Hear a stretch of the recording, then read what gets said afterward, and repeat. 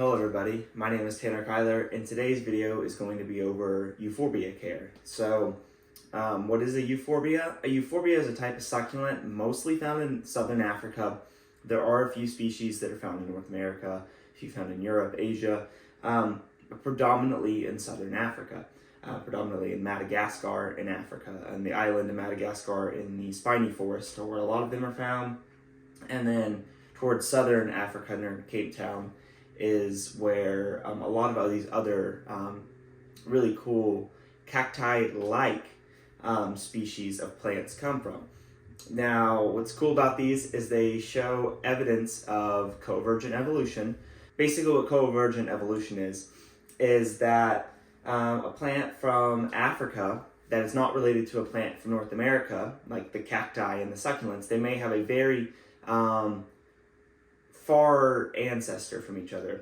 But basically, these plants evolved to similar shapes and sizes, even though they're not related to each other whatsoever.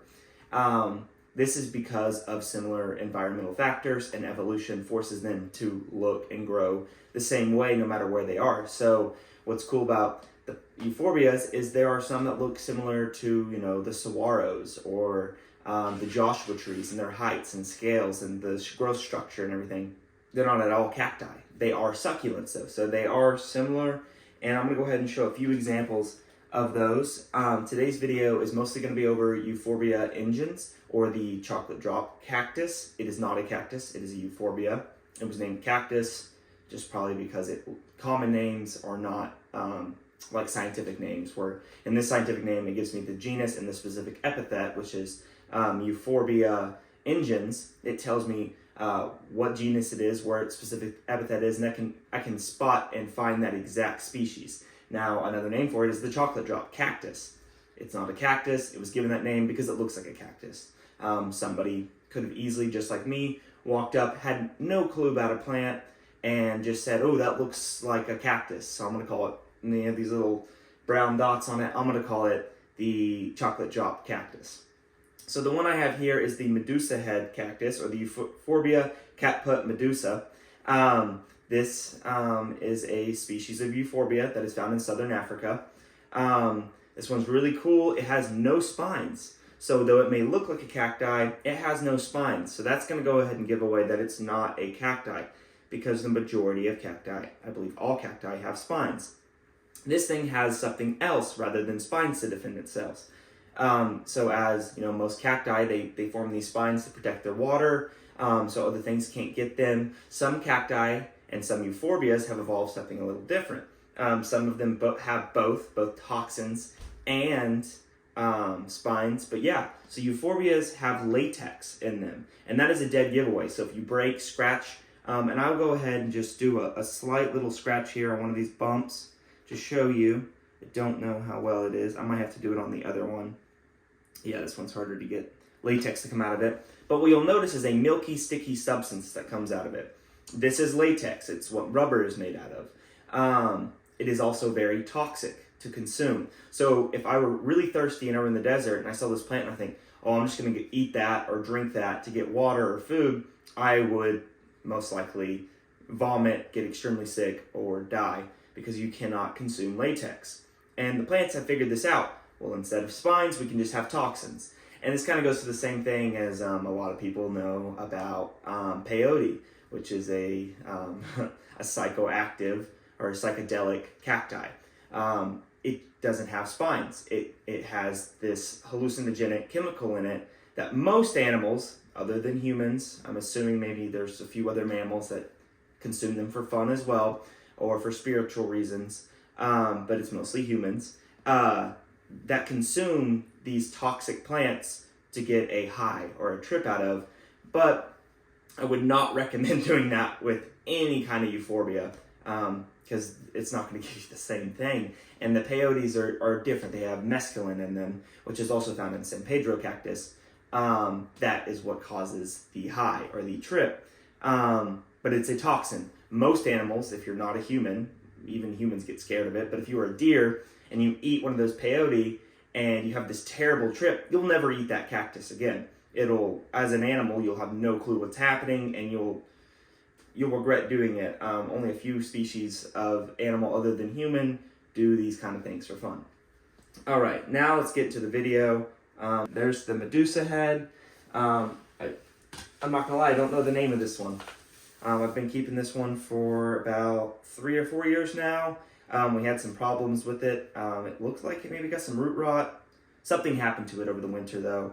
I'm thinking possibly I didn't water it enough, and that leads us into the next thing that I'll talk about is watering. Euphorbias need, what I found, a little bit more watering than cacti do. As cacti, you bring in the winter and you leave them in your house all winter long, and you don't care for them. You don't water them. You just let them be. You can put them in a cool, dark room. You can put them in a sunny window. If you put them in a sunny window, you might need to give them a little bit of water, cacti. But euphorbias, I found, they need a little bit of water to make it through the winter. But you still want to make sure it is bone dry. The soil is completely dried out between waterings. So this one has a nice dish on it. So basically what I do is I'll wait 2-3 months. It'll start looking real dry and kind of poor. I'll give it a good water. It'll go into this pan and it'll reabsorb into the soil, and then I won't water it again until it's completely dry once again. Now, the one that we're going to talk about today mostly is the Euphorbia ingens. Now this one is probably my largest plant that I own. Yeah, this one, other than trees, this is my biggest house plant or potted plant. But this is Euphorbia ingens. Euphorbia ingens is a species of, I don't know if you can see me well up here. Euphorbia ingens is a species of euphorbia. This thing gets 40 feet tall in its native range in southern Africa. When I stand up, I'm only about a foot taller than it. So it's around 5.5 feet tall, something like that. I'll put some pictures up of what it looked like when I originally got it, and it was around this tall, about 4 or 5 years ago. So this is a pretty fast-growing euphorbia. So if you want a fast-growing cacti or euphorbia, and this, a lot of people would call this a cacti, though it's not, it does have spines. That's another convergent evolution that occurred here, is that it got rid of its leaves for spines. And this one right here is a little easier probably to show you. I'm going to go ahead and sacrifice one of its spines. You break that off here, and I don't know if you can see it in the video. Let me grab it. Oh, I got some on my fingers. But you'll see this milky substance come out of it, right there. That is latex. That is the toxic substance. So this one both has a toxic substance within it, but it also has these spines to help protect it, which have some kind of venom or toxin on them, because when you get poked, it is majorly irritant to your skin. It'll make your skin itch. And I don't even think I'm allergic to latex. So you definitely don't want to be, this is not the plant for you if you have a latex allergy. And I'm sorry to say that. If you have a latex allergy and you have this plant, make sure to be handling it with leather gloves, because whenever it stabs you, lots of times you get some latex in your skin and it's itchy, it breaks out. It's not, real fun.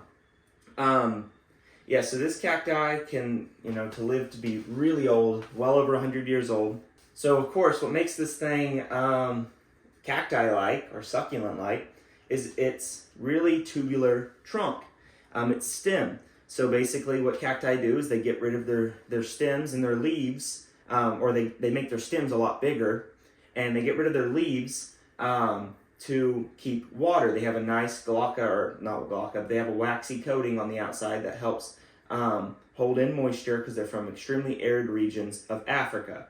This plant specifically, a lot of your euphorbia species, like the two I showed before and this one, very sensitive to cold. They're my most sensitive plants. I have a Madagascar palm as well. I'm always very nervous about these ones. I bring them in anytime I see the weather's going to get even close to 40. They do not like it when it gets below 40 degrees, because where they're from in southern Africa, it doesn't get that cold. And they would prefer not to get anything below 40, especially because they'll start getting burns. Their growth heads will get damaged. They won't grow properly. They won't bloom properly. And speaking of blooms, we'll roll into that and talk about when this thing blooms and how it blooms. I'll put some pictures in here of the blooms, but it has, it's a bit different than my cacti, which you overwinter and bring them out in the spring, and they normally develop buds throughout the winter and produce them in the spring, and you'll get your big showy flowers. This one gives me flowers at a different time of year. So actually, whenever the days start getting shorter and more boring, I bring it in, normally towards the middle of October, and by November, it starts producing flowers. And it gets flowers over all of its new growth along each of these drops here, along each spine. It produces a bud and a small flower. They're not extremely showy, but it'll get a nice golden ring kind of around the top of it. It'll get golden flowers on each of these crests, which can be really pretty. It drops a lot of pollen and makes a mess. I'll go ahead and show that actually. So that right there is what it'll do. So those are all its flowers that dropped off because I haven't cleaned it up since it's done it, and all the yellow stuff over there, that's also pollen. So it is getting really large. So this lets me know that it's pretty much at the point where it can almost care for itself. Of course, it cannot survive cold temperatures, but I've had it inside this room for around 3.5, 4 months now, and I have not watered it in 4 months, and it looks perfectly fine. I don't know if you can see it in the video, but you can tell around the bottom it's starting to shrink up around its skeleton, which is a wooden skeleton on the inside of the plant that keeps it sturdy. You can kind of see it sucking up around that, but here in about a month or two, I'm going to be able to bring it back outside and give it a really good water, but I probably won't water it until then. But yeah, so these guys will give you some color in the fall. And those blooms, I think are real nice to have around the fall, winter time, because nothing else in my house is really blooming. The days are getting shorter. Most things are going dormant. But because this one must be sensitive to the days getting shorter, that's what signals it to bloom. Not the days getting longer, like most plants. The days getting shorter trigger this one to bloom. As I think I mentioned, this thing can get around 40 feet tall, and I'll put an image on there. Now, another thing that's really nice about this plant is it grows from 33 feet elevation to 4,250 feet elevation. And basically what that tells us is that it can survive a wide range of elevations, sun intensities, and heat. And something I've noticed is that it is very heat tolerant. It gets over 100 degrees in the summer where I live, and this thing seems to do just fine even in a pot. It seems to grow fine up until around the 90-degree mark, and then the growth slows down. So when it does get to those temperatures, it doesn't really grow much, but most plants don't grow when it's above 95 degrees. So this guy kind of stops growing after it hits about 90. It really appreciates a range of temperatures 65 to 85 degrees. If you can keep it in that range and give it plenty of sun, it'll grow, grow, grow. And you'll be able to end up with this really tall specimen here that will just keep growing. I'm actually going to make a video here in the near future of me doing something that I've been really putting off for a while, and that is repotting it because it is such a pain to repot. Something else that I'm going to do is it has a weak spot here. I'm not sure what happened, but I'm going to cut it here. I'm going to make a cutting, I'm going to pot the top of it up into another pot and do propagation, and then the other part will become another cacti or euphorbia. So there'll be genetic clones of each other, but I'll have two of them. Mostly because it's so top heavy, and I'll kind of show it, it wants to fall over all the time. And so if the wind, which can blow up to 100 miles an hour straight line winds here in Oklahoma, it'll just knock it right over. And I'll show you, see, it's real top heavy. It's actually not as top heavy as it is in the summer. In the summer, it's much more top heavy because it's full of water. And then this pot is not enough to weigh it down, and it falls over a lot. So I normally have to prop it up, and I'm kind of tired of that. And I actually have the pot right over here. I'm going to repot it very soon, probably in the next week or two. And I'll make a video over that and kind of show you guys how to do cuttings, how to make sure they callus properly, how to root them, and to pretty much make an identical clone to the one that we're seeing right here. And that's the really cool part about plants, is that you can propagate almost everything you have. There are very few species that you cannot root from a cutting. And what's cool about that is basically, now that I have this plant, I can turn it into 100 plants if I want to. So basically, if you care for cacti, if you know anything about cacti, treat them the same and you'll probably get some success. Because this is my first euphorbia I ever had, and I treated it exactly like a cacti, and it did fine. The only thing that I treated a little bit different is I knew it couldn't tolerate as cold as temperature, so it was a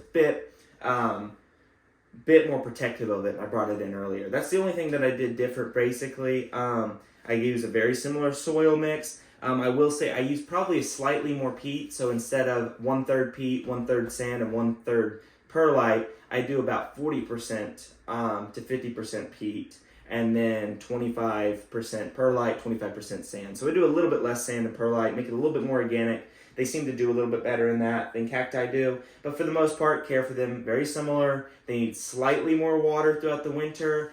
You can water them quite a bit in the summer as long as they're getting plenty of sun and it's warm. Just make sure that pot dries out pretty good before you water it.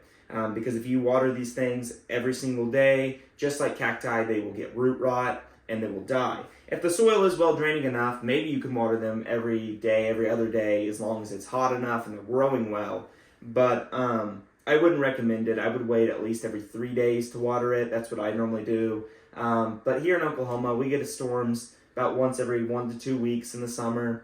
And really only if we go through a real drought period of over 2 or 3 weeks and it starts getting really dry. That's when I finally give these guys a drink of water, because in the wild they would not be receiving as much precipitation as Oklahoma has or many other climates have, because these are from extremely arid desert regions of southern Africa, and where I live here is a temperate subtropical kind of region. We get around 40 inches of rain a year, which is more than this guy would ever receive in the wild. This guy would probably receive less than 10 inches of rain per year. And so yes, you can water them a little bit more because they're in pots. These are going to get drier faster than the soil, and if they're drying out quicker outside, it's hotter outside, they're getting plenty of sun, you can water them a little bit more, because see, we can water them, we can make them bigger. You just don't want to water them too much or they will get root rot. And that mostly happens when the soil isn't draining well or you're watering it every single day. And so that's the biggest piece of advice I give to everybody. Stop caring for your cacti and euphorbia so much. Too many people want to water them every day, want to fertilize them all the time. And something that I rarely do is fertilize. I fertilize about once every 3 months to 6 months. It really depends. And all of my cacti have been doing really well for the past 5 years. The only things that really happen to them that cause them any trouble is cold. And so when it comes to cacti and euphorbia and succulents, just be very protectant of the cold. If you live in Florida, you live in California, and you get plenty of sun, you can protect them from getting too much rain. You can keep them outside year round, and that's perfectly fine. I actually saw a chocolate drop cactus growing, or Euphorbia ingens growing in San Diego on one of my trips around a year and a half ago or something like that. And it was probably 35 feet tall. So it was a really impressive specimen, probably over 100 years old, but was growing in along the beach where it could get fog off the ocean in San Diego. It never gets below freezing there, so they do perfectly fine. Doesn't ever really get below 40 degrees there, so they do really well there. So if you live in San Diego, this would be a good plant to grow. I would say it's a non-native, so maybe don't plant that. Maybe plant something native that are going to help your local bees and your pollinators and your solitary bees and your butterflies and your moths, bats, things that need specific native plants to survive. But that's about it for this video. I hope you enjoyed. I hope you learned something. I hope you go out and maybe get yourself a euphorbia or something similar to care for, and maybe get interested in caring for cacti and other desert plants. So thank you for watching this video. Please subscribe if you haven't already. That is the biggest help you can do for this channel, and I'll see you next time.